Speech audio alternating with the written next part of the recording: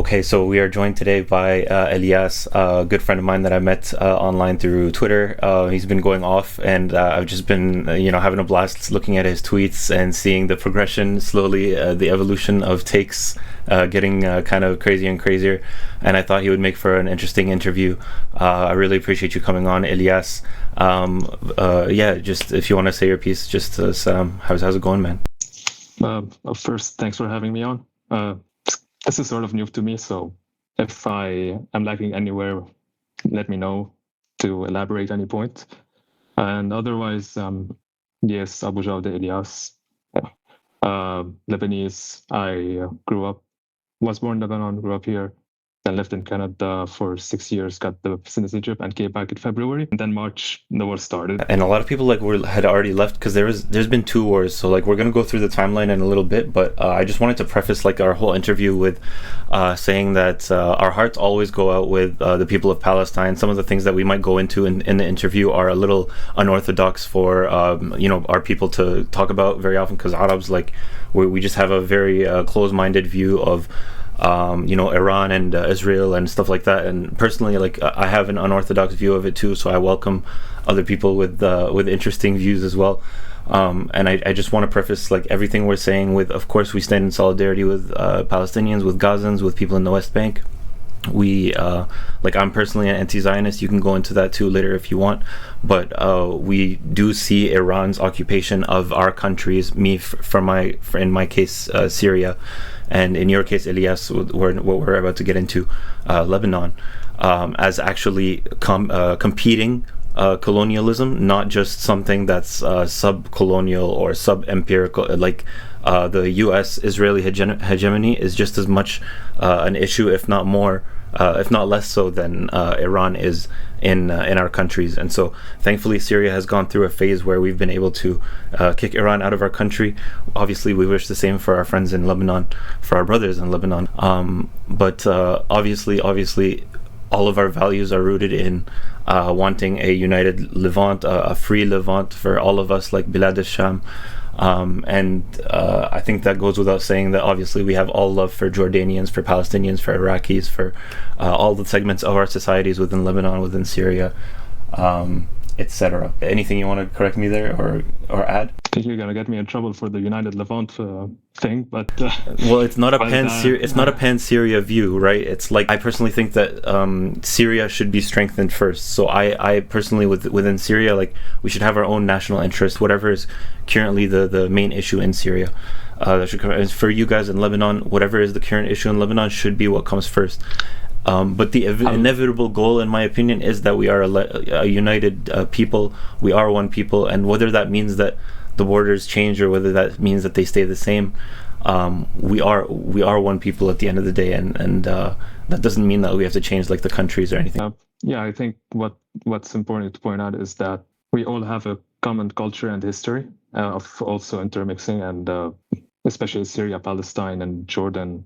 We kind of been under similar systems and empires and regimes, and it's hard to really distinguish between them before the nation state came along. You can say in Lebanon you had the متصرفية جبل لبنان, Mount Lebanon متصرفت, but still we weren't living in isolation as hermits. We were still interacting with our environment, and obviously we want the best for everyone, and in the end, Syrian, Palestinians, Lebanese, Jordanians, and so on. And I'm just talking in nationality sense also. If you have to include the ethnicities and minorities, you have to include more people. But to get to the point, obviously, we all want what's best for everyone, and it's not about. It's not a competition. Exactly. We're all trying to raise each other at the same, because we all got put into the same situation. Sykes-Picot affected all of us, right? And ever since Sykes-Picot, let's get into a kind of timeline of the sequence of events. So since Sykes-Picot, I think it was in the 1920s, each country has tried to kind of develop its own national identity, and Syria and Lebanon have been intertwined in a lot of ways. But then obviously the Nakba happened. And then you had a lot of Palestinians that fled Palestine, and that shift in the population of Lebanese played out in ways that led to the civil war, which you can go into if you want. So the way I would say the civil war happened is, in a way, you kind of see the PLO forming in the 60s, and that's after the Palestinians had experienced the Nakba and had to leave to surrounding countries and so on. So many went to Jordan, Lebanon, Syria, and at first the PLO was in Jordan until they were expelled after Black September, and they moved to Lebanon, where they went to the south of Lebanon to start their fight against Israel. And they were not welcomed at the time, right? No, they even fought the Lebanese army, and then there was what is called the Cairo Accord in 1969, which basically gave them South Lebanon, and ironically, it got called Fatah land after the party Fatah. And by the Lebanese, they were viewed as terrorists, right? Like, I think I remember seeing the video of the people throwing rice at like Israeli troops for fighting them and stuff. Yeah, they were seen as like people undermining the local residents, and basically gangs, thugs, and so on.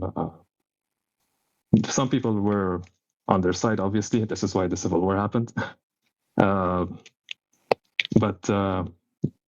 like, there's a lot that happened in between Cairo and the Israeli invasion to Beirut, which was in 82. So in 75, the war started. They say it's usually, I forgot the word, pinpointed to the date when there was a bus massacre of Palestinian refugees by right-wing Christian militia. And then it started between the right-wing Christian front called the Lebanese Front, and the other side, which was an alliance of the PLO leftists and Arab nationalists, Nasrists. And Hafez al-Assad, the deer, obviously not, intervened in 76 to help the Christian side defeat the Palestinians in Tel al-Zadar, a refugee camp, and there was the Tel al-Zadar massacre. Then afterwards, there were, just to say, the massacres happened not just towards Palestinians, there were also towards Christians. The Damur massacre followed the Tel al-Zadar. But moving on to the second phase of the war, civil war, Syrians started undermining the Christians, and then there was Bashir Ismail. At least that's how I understand, how I recollect the history of it. Exactly. A lot of Lebanese view it differently. History is politicized in Lebanon very much. Like, everyone is still arguing about facts of history and what things meant at certain times, and every sect obviously has its own version of their history. Even, like, from what I understand, like museums and stuff about the war, like if you go to a certain place, if it's a Christian majority place, like, it'll have obviously more of the victims being Christian. If you go to a Shia majority place, it'll have like the kind of Shia point of view and all of their martyrs and stuff like that. There's not really a unified historical identity in Lebanon. Everyone thinks like they were the victims and stuff. And it's hard to build a national identity when such an important event has so many different views, perspectives, and not a lot of people know about the confessional system in Lebanon too. Sorry, I interrupted you, but you can finish your thought. But if you can go into that as well, so you are still identifying as a Christian. Can you explain how, like, that's like, even if you are irreligious, you still have it on your ID card. It still affects like the politicians you vote for and stuff like that. So if you can explain that to people, because I was surprised that even people who speak about Lebanon don't necessarily know this. I am religious. Okay. I go to church with my parents and so on. Okay, nice. Even wearing the cross. Okay. But that's this. I keep it personal for the most part, as much as I can in Lebanon, because at the end of the day, as you had mentioned, I do have it on official documents, not the ID anymore, but there's something called Ikhraj Aid, which is sort of like a registry, some registry that would mention your confession. I would be Maronite on that document. The confessional system in Lebanon pretty much has quotas almost everywhere in public institutions, including the parliament, which is currently split half Christian, Muslim, where you say Muslim, you also include Druze, and Shias and Sunnis, and Alawites. So you end up having to lead the social and public life that revolves around these confessions. And you can't vote for any politicians outside of your sect? No, you can. But the thing is, I only got to vote in a few elections so far, because from 2009, when I was still a minor, until 2018, we didn't have parliamentary elections. So the way it happens is that we have different districts, and each district usually divides the member of parliaments based on sects, and it's usually based on demographics of the area. Of the area. It's usually a guess, or it hasn't been updated since probably like 1932, right? Or something like that. And that's like deliberate, right? Like they don't try to update it because there's monopoly in every district. It's just not updated because it would show that the confessional, like the quotas in parliament, aren't proportional. Right. So it would be controversial, especially since the Christians would have to have less representation, so less power and so on. So it's to keep their monopoly, right? Like over sort of like, because it's one third for the most part. Yes, it's 1/3 Christian if you include all so like confessions within Christians, Maronite, Orthodox, and then you have Shias, which are more or less 1/3, and Sunnis 1/3, and then you have the Druze, which are 5 to 10%. I'm not sure, but they're significant minority. And so revising the census would throw off this delicate balance that is maintained through this system. Yeah.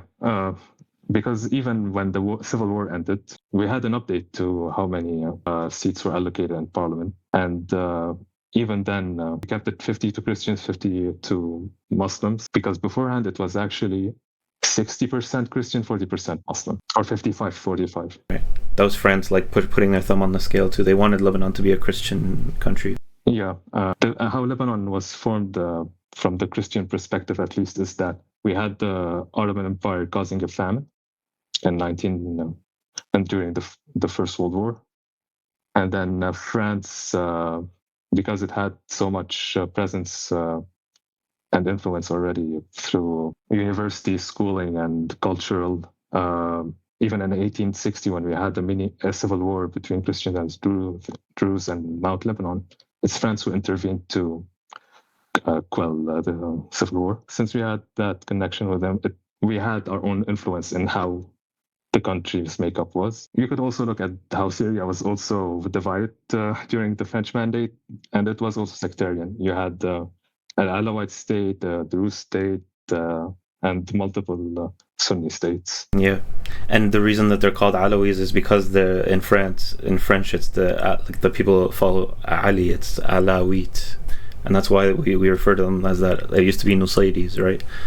I think it's a similar story with like the Maronites too. Like the influence is deep, even in the language too. Like the things that we use to call each other. We were talking about the Civil War, and you were at when it became a second phase. So can you go more into that, like the timeline of the Civil War when it went from the phase of the leftist Islamists and the Palestinian organizations versus Assad, Israel, and the right-wing Christian militias? Yeah. So after Tel Zatar in 76, 77 onward, really Christians and Palestinians didn't fight much anymore. There was sort of a truce. That was mostly in Beirut and Mount Lebanon, up north. In the south, Israel started intervening more in 78 because there was an attack by I forgot which one, maybe the Coastal Road Massacre, which may change opinions that no, they should be more proactive in South Lebanon. So they started funding some Christians there, actually, which finally came to be the South Lebanese Army, if you've heard of it. Really, what happened in the rest of Lebanon is that the Lebanese front was mostly fighting Syria. This culminated in 81, the Battle of Zahle, where actually finally Israel helped the Christians to sort of win the battle because they implemented a no-fly zone against Syrians. Basically, any helicopter that was coming was shot down. the Christians won, and Syria sort of retreated. And in 82, finally, just to get rid of the PLO problem, Israel invaded to Beirut and defeated the PLO. There was also sort of acceptance from the others, not the Christian side. So Walid Jumblat and Nabi Berri, since then, they sort of were quiet about the invasion. At first, seeking to finally end the civil war. And then this is sort of where the third phase starts. I'm not gonna skip over Sabra and Shatia, which happened after Bashir Ismail's assassination. Obviously, but at that point the PLO was out, and it was some not combatants. Obviously, it was non-combatants that were massacred in that camp. Don't forget the Iranian Revolution was also happening at the same time, and they wanted to export this revolution into Lebanon. Right, I have to. Where did Hezbollah fits in? There were some, like I said, Nabi Berri and Walid Jumblat were okay at first with invasion, intervention, whatever it may have been called at that time. And there was also a multinational force that came in. I think afterwards, the French and the Americans. So yeah, usually what people think is that Hezbollah formed in 82, pretty much just to repel that Israeli invasion. But what actually happened is that there were multiple groups that opposed it. Where Iran fits in is that beforehand, it already had sent some IRGC members at that time called Liberation Movement units to start training liberation movements, which was mostly Shias. And within Amal, the major Shia party at that time, there was a splinter away that went also and got trained by the IRGC. That happened in 82. So people usually, I think, just confound everything and put it there. But in 82, at that point, you had multiple groups that were being trained by the IRGC, and also because they opposed the multinational force and Israel. And actually, Hafez al-Assad also had a hand in it because he wanted to go back to Lebanon and take control. Yeah, he believed in the greater Syria because he did. But I'm pretty sure he didn't believe in Lebanese sovereignty in the first place. That's why he was so No, he stayed in Lebanon for so long. Definitely, yeah. He saw it as his own subject. So concerning Hezbollah and Hafez, so what happened in 82 also is that to undermine the international forces and Israel, and for some, I think 1,500 IRGC commanders were allowed from Syria to Lebanon to start training different factions also. And you had the attacks in 83 against the US and France, the US barracks attack, if you remember, if you heard of it. It was pretty deadly. It was about 250 Marines who died and made pretty much had Reagan pull out, and some 70 French army men dying also. And that's usually attributed to a group called the Islamic Jihad Organization, if I recall correctly, which people confuse with Hezbollah, but it's one of the groups that later coalesced into Hezbollah in 1985. And if you go back to their documents in 1985 during that announcing the group, you can see that they very much say that they have full allegiance to Iran and Wilayat al-Faqih. So you kind of have to reread a bit this narrative of them being formed because of the invasion, rather than being a product of Iranian planning and Iran wanted to extend its arm and it used Shiism to do that. Yes, if you look at the purpose of the liberation movement units, it was to help Shias and Sunni majority, other way around, Shia majorities in Sunni controlled countries, more or less, or in Yemen, in Iraq. And it's been successful, and there has been for the past 40 years Iran has been basically empowering Shia populations in Sunni controlled countries or the Assad regime in Syria. and like maybe one of the first dominoes is Syria, but I think October 7th was like the big moment where it should have shown like, okay, I've been saying I'm doing everything for Palestine. This is all about Palestine, and then October 7th happened, and they stuttered. They took a while to get involved. Hezbollah dragged Lebanon into the conflict by just launching rockets, and there's arguments to be made about whether or not they took resources away from the Gaza front, and that saved however many Palestinians. I personally am of the mind that like obviously I respect I respect Lebanese opinion first because it's their country, and I respect Palestinians that appreciate Hezbollah for doing that. That's their opinion as well. But I, like you've mentioned before, that it's kind of suicidal as well, and it's not just the first time. Like when Khamenei died as well, was killed, like they ended up dragging you guys into another war, even though the ceasefire was terrible, but it was much better than what happened afterwards. Like each time Hezbollah like fired rockets at Israel, Lebanon paid the price with about 4,000 each time. So after October 8th, when Hezbollah fired at Israel, until the ceasefire, I think in November 2024 or something, there was 4,200 deaths in Lebanon. And then in the second front, ever since Khamenei was killed, when Hezbollah launched more rockets at Israel, Israel retaliated, and there's been 4,000 murders. Like, let's be honest, like Israel has obviously, like they are known for their disproportionate retaliation. For every like one Israeli soldier killed, Hezbollah is basically asking Israel to kill like 200 Lebanese civilians, or whatever the range is. And so it's a suicidal mission at the end of the day to get involved in this kind of thing. And so like you can keep like referring back to the Lebanese civil war, but basically since like you brought up a point when we talked personally, like about how since 2006 until 2023, I believe October 7th was, they didn't do anything against Israel, and Israel wasn't really attacking them either. All they did was basically try to polarize Lebanese politics even more, sabotage Sunni influence in Lebanon, like by assassinating Hariri, and like the video I showed you, by ostracizing the Sunnis more and more, and increasing their influence in Lebanese politics.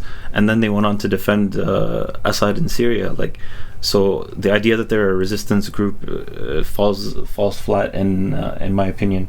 Yeah, so we complained in the beginning about how Iran is occupying your country, and how all these decisions that Hezbollah is making are actually Iranian decisions at the end of the day.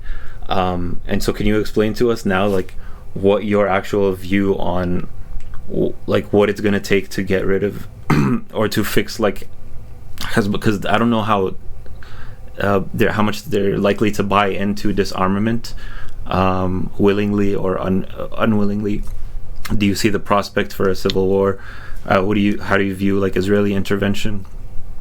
Go off, man. I saw first, I was born in 1992. So I was already 8 years old when Israel left in 2000. But at that time, I wasn't too aware of what's happening. But it was already the first time I saw Hezbollah and Israel fight. Then the second time was in 2006. I was a teenager, and at that time I got completely confused because we just had Syria leave in 2005. And there were politics was changing in Lebanon because the Syrian regime very much doesn't allow you to go out of line in politics at all. So there was much more liberty in expressing politics, and parties and started forming again. And then Hezbollah found itself in a camp, and there was an opposition. And the thing is, in 2006, we just had another war. Now, in a sense, probably Israel overreacted at that time because Hezbollah apparently did kidnapped 2 IDF soldiers. So it was maybe an overreaction to destroy all of Lebanon, because at that time also they destroyed bridges, power plants. And the Dahi Doctrine was born in 2006, where basically bomb every building in They have to show overwhelming force, full spectrum dominance. Yeah, so at that time, Hezbollah won because Israel gave up. And that empowered them, emboldened them a lot. And throughout 2006, 7, up to May 2008, they had they started political assassinations to anyone who says, no, we want your weapons to be under state authority, monopoly of violence, basically. And in May 2008, there was a mini civil war where Hezbollah fought against Norwegian blood primarily and Sunni Mustaqbal Future Movement, Fi Hariri. And they came out winners. And since then, it's been their country, to be honest. And all of that time, they weren't really focused on Israel. It was maybe some tit for tat, but there wasn't anything major. And, in 2010, Arab Spring begins. Nasrallah was even against Gaddafi and was celebrated his death. And at first he was with the Syrian revolution until, who said, no, you have to go help Assad, Iran. So it was very obvious at that point that they're not a resistance movement. They're not beholden to the Lebanese. They're beholden to Iran. Whatever Iran wants to do, they have to. And they went to Syria, and then Lebanon. They started. There was actually a spillover of the Syrian civil war in Lebanon. A few moments, but the most important one was in 2013 in Saida, Sydney. There was a cleric called Ahmed al-Asir, a Sunni cleric, and his group pretty much rebelled against Hezbollah.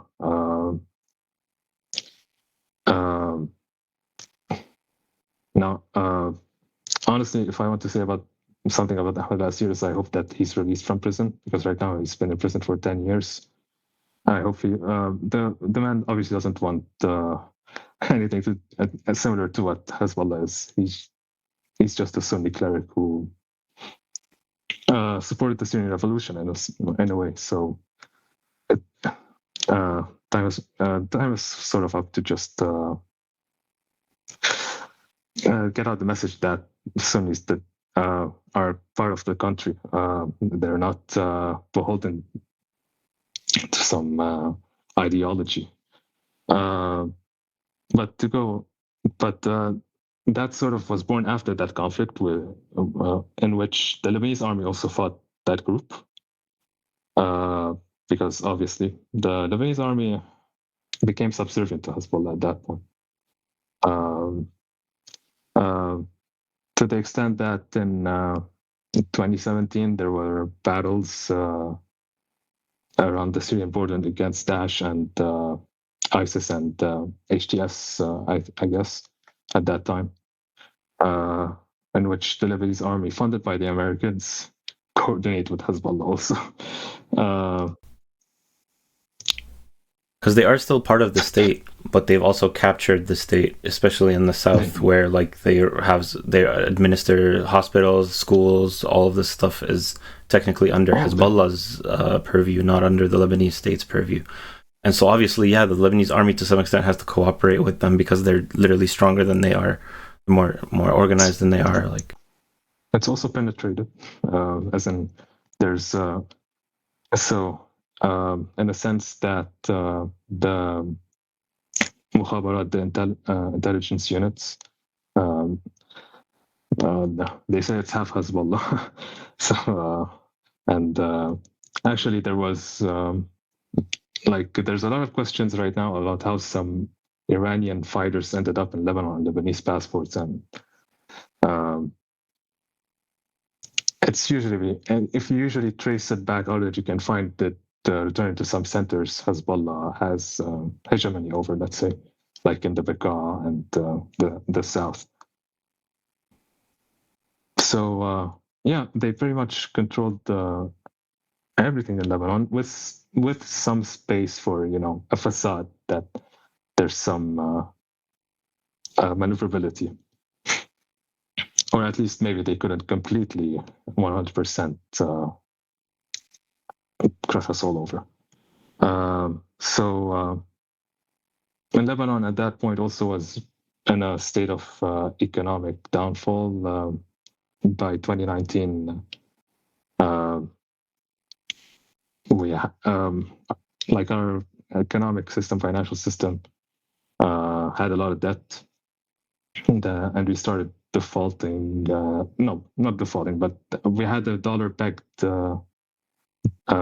lira, and then we ended up not having enough dollar reserves to keep the peg, and it started increasing, which caused an inflation and an economic crisis since 2019. But some people sort of ignore what happened leading up to that point, is that there were sanctions on many Hezbollah individuals, and including one bank called Jamal Trust Bank got closed down due to these sanctions in 2019. And pretty much Bank of Lebanon had to just say, okay, declare default and close down, we'll take your assets, and it's over. So there was sort of a cover by the Lebanese system for that. And so you had the economic crisis starting in October 2019. I had left the country to Canada a month beforehand. A friend who was there at the time, like when the protests happened over the WhatsApp law of like they were gonna charge you for WhatsApp. But even then, so like it was a popular movement, but any challenge to the system could be viewed as like trying to take power away from the Shia. And so they viewed it as a threat when even everyone is united. Like one of the chants is Kullun yani kullun, all means all. And yet you view it as a threat to our power, to like Shia's power. So, you know what I mean? Like even if everyone's on board with just trying to make Lebanon represent, because when there's a banking crisis and everyone couldn't take out their money from the banks, the people who are like the richest had no problem probably getting access to cash or liquidity, right? It was obviously the poor who were shouldering most of the burden. And then after the Beirut port, I think there was also the Beirut port explosion. This was 2020, so a year after the 2019 protests. But I believe it was August 2020, August 4th. Yeah. Yes. Like that also caused some protests too. And even then, at the same time, everyone was like, this is a system of everyone. But at the same time, it requires addressing that Hezbollah is complicit. And Shias will just never agree with that. They can't address, like they're willing to criticize everyone in Lebanese government, but they're never like, because Hezbollah has empowered them so much, has given them access to resources that maybe people in northern Lebanon don't have access to. Because it's funded by Iran. It has a little bit more wiggle room, even though it's more sanctioned. But this is a way that like Iran has kind of turned the Shia into like against its own people, against their best interest in a way, because it's not sustainable to keep the Shia as like the protectorate of Iran. It has to, unless it wants to become the full protectorate of Lebanon, and I don't think you want that. But speaking of which, what do you personally want? Like now we've had 2 wars between Hezbollah and Israel, and the ceasefire negotiation track has been, I think, separated mostly from, like Iran is negotiating a ceasefire by itself with Israel, Lebanon and Hezbollah are negotiating a separate ceasefire, right? And so what do you personally want to happen? Expectation versus reality, like you hope to happen and what is most likely to happen. Like, we get rid of the weapons, we build a system that works for everyone, and live happily ever after. Like everyone's happy, but maybe also have a way to respect conventionalities, but not also give too much importance to it centrally, like federalization, or just function like a normal country, like a normal economy. Also, get investments, start building, developing, not just be a playground for wars, which is basically the sentiment that non-Hezbollah supporters have, which is like 80% of Lebanon, probably. Even if I count like half the Shias who actually also want that. So what is most likely to happen is that, so on one hand, Hezbollah is beholden to Iran only. So maybe they want to give in the weapons and end it all, but Iran's like, nope. You have to keep Lebanon under our influence. So, and there's how do you tell Iran, look, we don't want you anymore unless you do it by force, which is gonna clash with a lot of people who don't think it's by force. And then you have Israel, on the other hand, that also sees Hezbollah as an existential problem because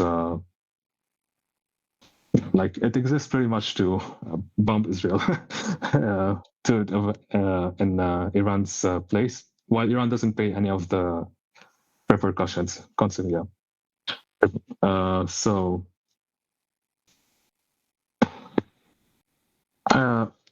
what will likely happen is that Israel just forces everything to what it wants, and many of us are like, fine, just get rid of the weapons. Like, okay, I troll on Twitter and I say that there's a sentiment that, look, if we have to choose between Israel and Iran, we're choosing Israel, the Christians. Obviously, it's currently not a possibility. I hope not. Because what would lead to that becoming possible is that we fall into civil war again within Lebanon. And you'd end up having Christians forming their own canton, the Shias being in their own area, and the Sunnis being up north. Although there are significant Sunnis in Beirut and Saido, so I'm not sure how that will work out. Like population transfers, if that happened, but like this is what I'm talking about. I think you guys are at this point. Like this is a very likely possibility, man. We're talking about.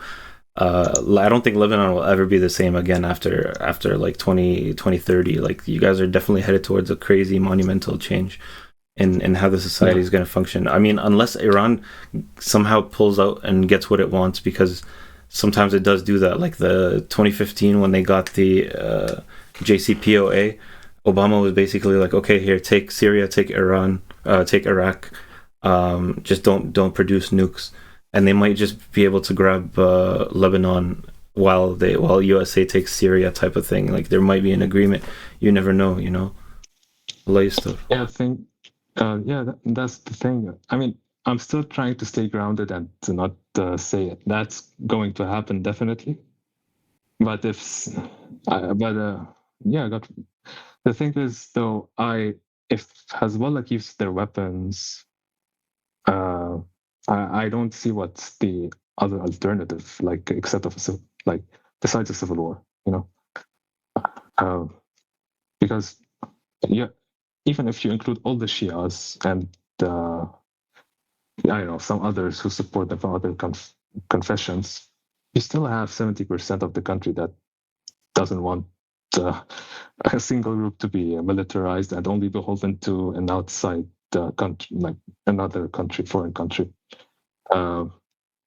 So there's gonna be violence, and civil war is likely at that point. But for now, the way I see it happening is that there's a lot of pressure on Hezbollah from not just the Lebanese, but Syria is pressuring, at least by cutting off as much as possible their supply from the border, Lebanese-Syrian border. I don't know if they're going to intervene.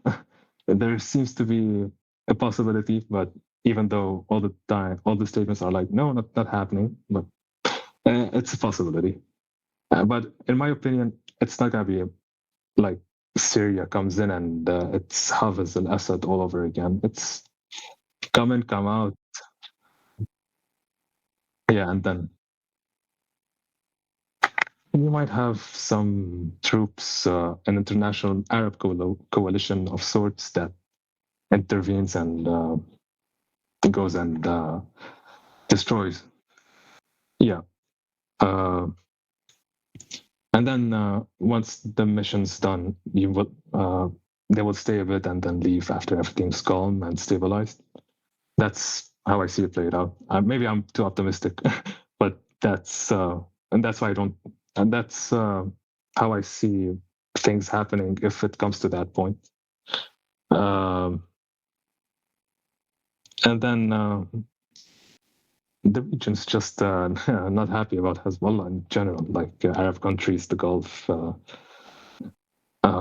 You have a group that's beholden to Iran that can. It's already caused them problem in Syria, and they currently have like mega projects going from Saudi Arabia to Turkey, the line.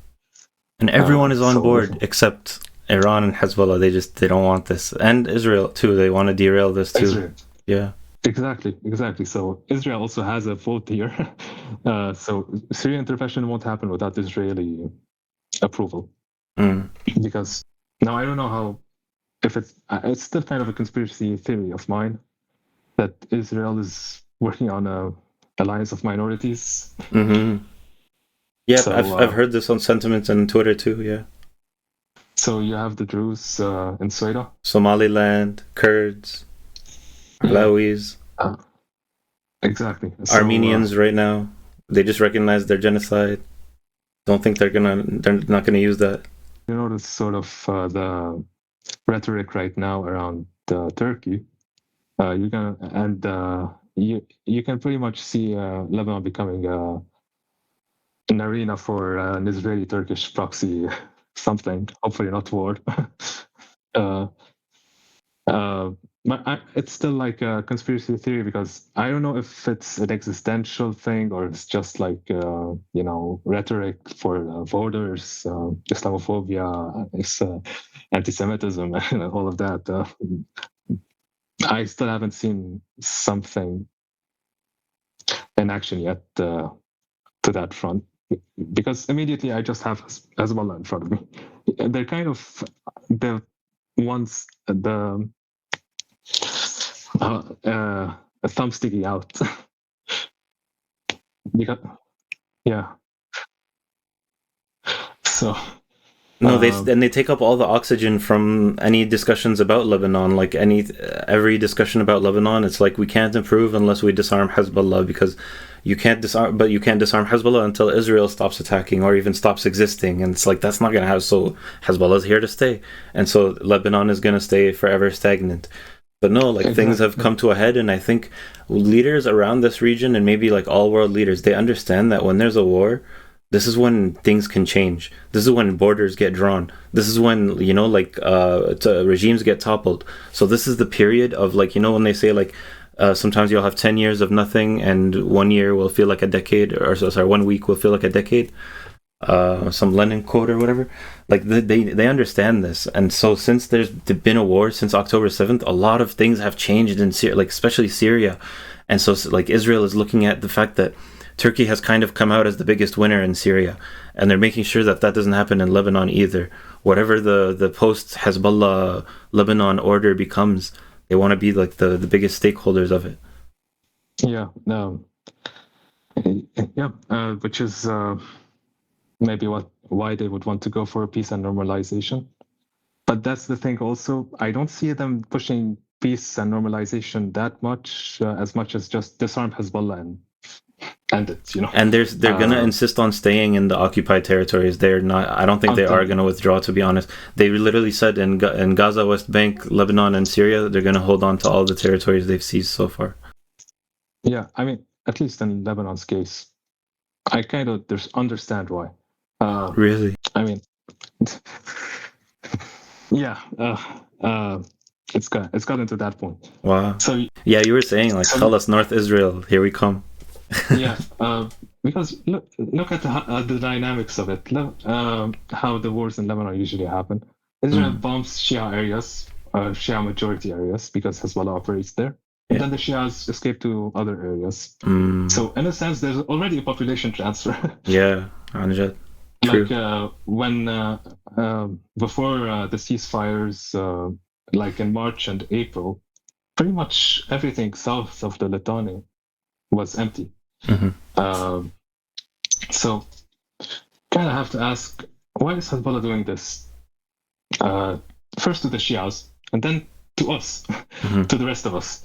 Like, what are you trying? Like, why do you have to cover for you in this war? Give refuge to your population, and then they go back, and then you claim victory and come and crush us back. Why do you keep losing? So why should Israel leave at that point? Okay. Like, I know it's too cynical, but it's blasphemous. It's like heretical to speak like this. Obviously, like it's like, oh, you can't ever say anything like Israel is any way positive or something. But so you're saying you understand the logic of, if they were to withdraw, then Hezbollah is just going to be right back launching rockets at them again. Yeah. So who's to say they can't do that from the north of the Litani River? It's not just that maybe they can, but it's not as effective for one. And then there's gonna be a lot of pressure on them from inside to not do that, or just to disarm and go back and regain which is what's currently happening all over. Like our Prime Minister Nawaf Salam, he's not anti-Palestine or pro-Israel Zionist or anything. He actually wrote for the Journal of Palestine Studies about the Palestinian refugees in Lebanon. Yeah, and I think he was in the International Court of Justice or something, prosecuting Israel. Yes. So when he comes out and says, let's go actually to negotiations and disarm Hezbollah just to gain back territory, that's where most of the population is. So the thing is, there's stubbornness, and the Shias themselves have a sort of anxiety, which to me doesn't make sense anymore, but sort of like, but if Hezbollah doesn't have the weapons anymore, then Maronites, the Christians and Sunnis are going to dominate politics, and then we would become marginalized. Yeah, equality is considered oppression to people who are privileged. You know what I mean? When they have certain privileges and people are demanding equality, it's like, you're trying to oppress us. No, we want equality. Yeah, and then also, if they're so concerned about this aspect, why the fuck did you go into a suicidal war, motherfucker? Like, you lost 8%, let's say 5% of Lebanese territory, and you can't gain them back right now. All of you are now impoverished, lost your homes, you twice are losing villages twice, and then you say that no, the weapons are protecting us, and maybe you choose the lesser of two evils at some point. It seems like a pretty rational calculation to me, but I still get a lot of people saying, like, no, like, better to die on your feet than on your knees or whatever type of thing. Like, you can't submit, you just can never submit, you have to always resist. And it's like, no, at some point it's literally suicidal. You're literally costing more bodies, costing more lives. Innocent lives are being, and like, at the end of the day, me and you, we're not the decision makers. At the end of the day, these decisions are going to be made for us, right? But we hope that, like, the decisions aren't being made by people who have even fewer. We hope that the decisions are made by people who are considering the greatest good for the greatest number of people. That's it. At the end of the day, Yeah. Honestly, yeah. I mean, concerning that part of better to die on your feet than give up or something like that, that's when you reach a point of, that's going to lead to your ethnic cleansing, right? Right. And you're making that decision for millions of people who don't want to make that decision. Yeah. There's only so much I can do personally. Obviously, I have my interests, which is, disarm Hezbollah at any cost at this point. Yeah, because Lebanon first, right? It's about Lebanon first. Yeah. No country would accept a parallel force or a parallel army with parallel institutions running the country and a part of the country. Like, no one would accept that. We like in Syria, we like put down SDF.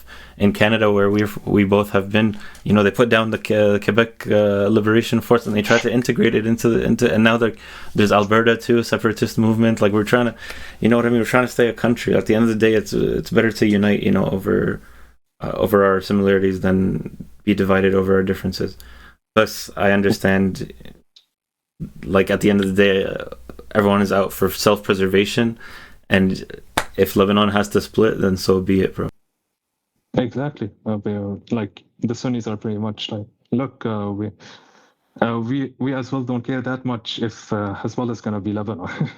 So yeah, let's do a national divorce or a federalization. Like national divorce, I mean like secession or partition.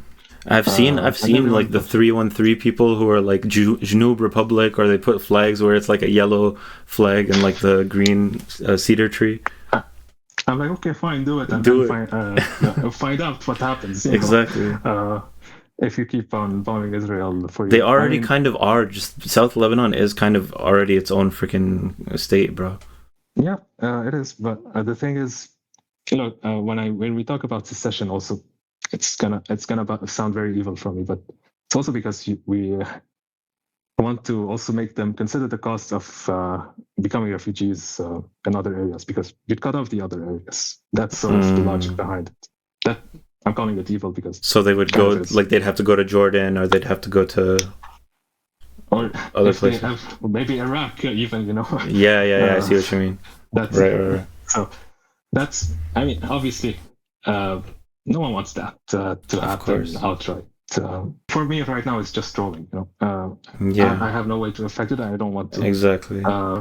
If you keep on this also maximalist suicidal mentality where it's like, no, better die on your feet than whatever, just die, I guess. Yeah, you're gonna take us all down with you. That's the thing. Yeah, exactly. So at least don't take us down with you. But that's an extreme scenario that's still very out there.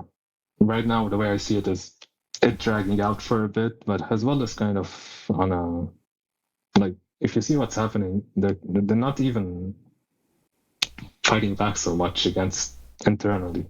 Okay. I speak so openly and I'm not getting punished. I see. Even Israel is kind of like is able to repel them in the south still. Like there's some casualties, but for the most part, they're not that effective. No. Yeah. They're pretty quiet, let's say. Maybe they're in the boardroom just wondering like, okay, what's our next move? Because the whole world is moving on without us now. Like we're becoming old news. I'm probably just waiting commands from Iran. True. Yeah, the boardroom is in Iran. That's what I meant. The boardroom where they're coming up with their next move, it's in Tehran right now. Yeah. No, that's not to say that, if I want to be blunt, I'm not an anti-Zionist. At this point, I feel like it's a very loaded term. I'm not. Right. I wouldn't say the Zionist, but Israel exists. We treat it as a reality. Yeah, that was kind of the point of my spiel at the beginning. Is like, of course, we believe like that it's committing a genocide against Palestinians, but we treat it as like an instrument that can help us in our own conflict, just like any other political actor. The genocide thing. I'll leave it to the courts for now. I don't want to be too controversial, but on a legal basis, it might have a point. It's there, and obviously the Gazans are suffering, and Israel pretty much was bombing indiscriminately. So I don't have to condone their actions. I'm just saying, like every country pursues its own self-interest first. Like you're Lebanon first. Yes, but like I feel like Palestinians also kind of learned this. We can't take other people's territory to fight Israel. It's just gonna backfire. It backfired on them. So at the end of the day, I feel like there's this sense of respect from them that, okay, if you don't want to, at least don't stand in our way or something. Yeah, and that's what you've said to us as Syrians for not wanting to help get involved in Lebanon and disarm Hezbollah. Like, okay, if you don't want to, just don't get in our way. Yeah. Well, there's a lot of things happening at the West Bank also that, like internationally, you can't condone because it's breaking all rules and laws. Yeah. And obviously, I have my sympathies because it's just an unjust way to live. You may call it apartheid. You may just call it discrimination. It's bullying, bro. You can even call it bullying. Like, Israel has just been bullying Palestinians for years, and it's bullying Lebanon and it's bullying Syria. But sometimes, you make peace with the bully and to get another bully, because like Israel has been like attacking Lebanon like crazy, but Iran has been capturing Lebanon politically, and people dismiss that, and that is a reality, and it's caused a lot of stagnation in Lebanon. For all of the talk of like, oh, Saudi influence in Lebanon, like Sunnis have been completely disenfranchised in Lebanon for a long time, whereas Shias have outsized political power in Lebanon. I mean, if you want to look at it, in a different way, this sort of taking other people's, like forcing other people into the Palestinian struggle, in a sense, will have a forgot the word, like a negative reaction to it. It's it'll backlash or ricochet. Basically make them hate. Like before the Assad's fall, I remember a lot of like Syrians were like, what's the Palestinian cause? It just brought us problems. Iran and Palestinians are selling us out, and so on, until Israel then came and take Mount Hermon and Kunaitra, and it caused the backlash back to Israel, and it's like, okay, fuck Israel as well. But in Lebanon, so far, Israel hasn't been, at least to the rest of the population, antagonistic. It's been somewhat neutral. Whereas you face Hezbollah every day, like in the state system and the thugs that like try to intimidate people. Yep. So I think maybe in Lebanon's case we would get a peace deal and a normalization. I don't know. I'll have to see with Israel at this point, to be honest. If they don't push for it, then no one's gonna push for it in Lebanon, to be honest. We can't, because we have also pressure from the Arabs for the Arab Peace Initiative, which would basically be a peace deal with Israel, but would also get rid of the legal settlements, allow right of return. I think I forgot to do it, but basically Israelis oppose it because of the right of return. Oh, okay, I haven't heard of this one, but okay, yeah. So it's developing, but I think like you've laid out like your case pretty well, and if you have any more to add to that, like, I don't know, like, you don't have to feel shy, man. Like, I brought you on because you're voicing an opinion that I know is way more popular than we talk about, and I invited. Like, we don't have to agree on everything, but just find any final thoughts you wanted to add to your thesis.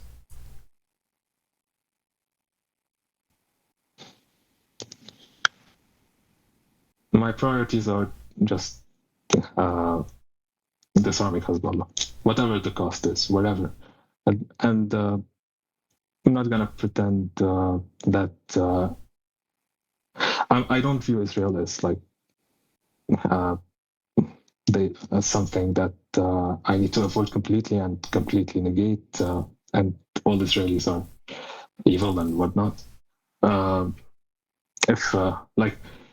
if Israel wants them to become not Israel, but I don't know, I get like to live and be my own individual self as a Christian. As a Christian, it's something I'll have to do because what's the alternative? But I'm hoping it doesn't get. I mean, I'm hoping it gets to some milder point because that point also would cause a lot of